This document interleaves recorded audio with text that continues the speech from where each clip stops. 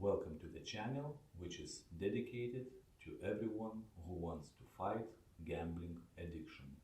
I hope you find it useful.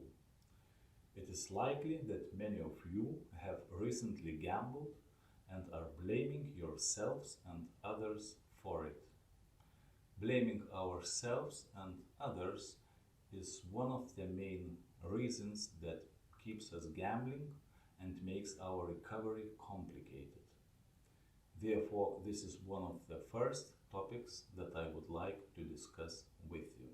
Just before we start, please subscribe to the channel to help it grow and make it visible to everyone who seeks help.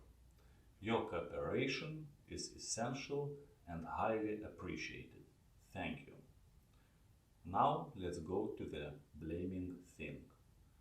I know my English sounds terrible, so please find the main ideas in writing at the very end of the video.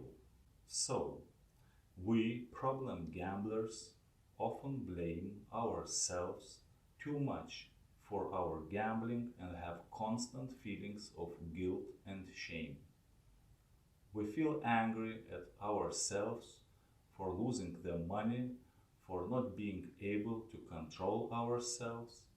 We call ourselves stupid, weak-willed, milksop, or even immoral people.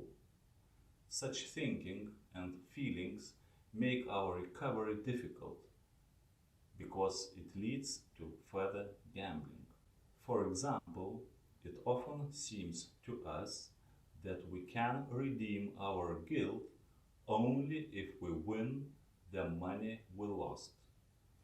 Also, feeling ashamed and guilty, we tend to hide our gambling problem from others, which leaves us struggling with our addiction all alone and reserves the opportunity to gamble again in a moment of weakness without anyone knowing.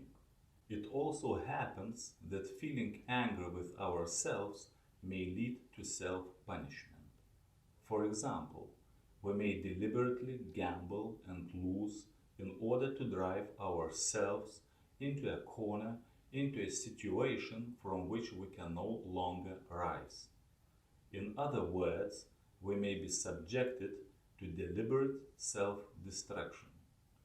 Also, the constant feelings of guilt and shame prevent us from having healthy relationships, which may make us feel lonely and rejected and trigger further gambling. So, blaming ourselves threatens our recovery in many aspects and therefore must be avoided.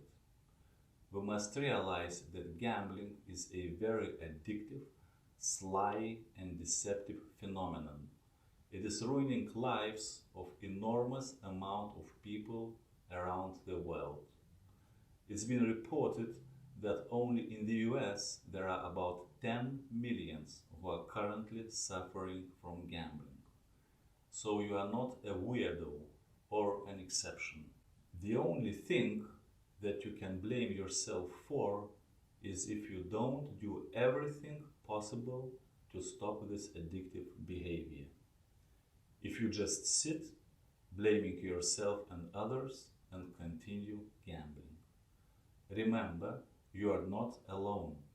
There are various means of help available, from support groups to health professionals and tons of reading materials. What happened has already happened.